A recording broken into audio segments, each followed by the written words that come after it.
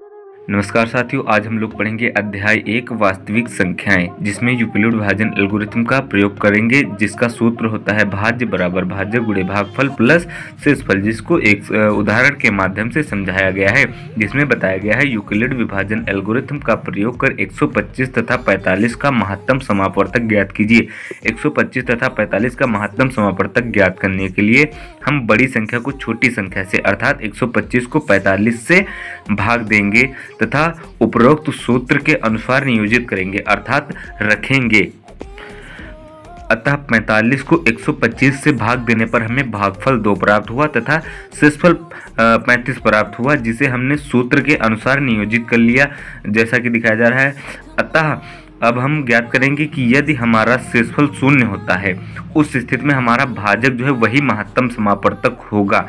यदि हमारा शेषफल 0 नहीं है तो हम शेषफल से पुनः भाजक को भाग देंगे, क्योंकि हमारा शेषफल 0 नहीं है। अतः हमने 35 से 45 को पुनः भाग दिया, जिससे हमें भागफल 1 तथा शेषफल 0 प्राप्त हुआ, जिसे हमने सूत्र के अनुसार नियोजित कर लिया।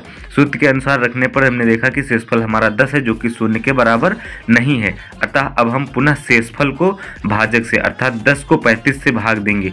10 को 35 से भाग देने पर हमें भागफल 3 तथा शेषफल 5 प्राप्त हुआ। उसे भी हमने सूत्र के अनुसार नियोजित कर लिया और देखा कि जो हमारा शेषफल अर्थात 5 जो कि 0 के बराबर नहीं है। अतः अब हम पुनः शेषफल 5 को भाजक 10 से भाग देंगे। 5 को 10 से भाग देने पर हमें भागफल 2 तथा शेषफल 0 प्राप्त हुआ, जिसे सूत्र के अनुसार रखने पर हमें जब शेषफल 0 प्राप्त हुआ, उस स्थिति में हमारा भाजक अर्थात 5 जो है हमारा यही 125 तथा 45 का महत्तम समापवर्तक होगा।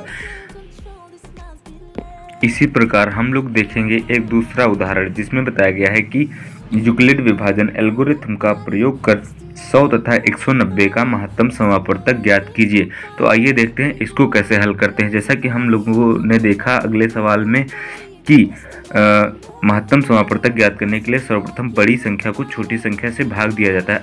अर्थात हमने 100 से 190 को भाग दिया, जिससे हमें भागफल 1 तथा शेषफल 90 प्राप्त हुआ, जिसे हमने सूत्र के अनुसार नियोजित कर लिया और देखा कि हमारा शेषफल 90 है, जो कि 0 के बराबर नहीं है।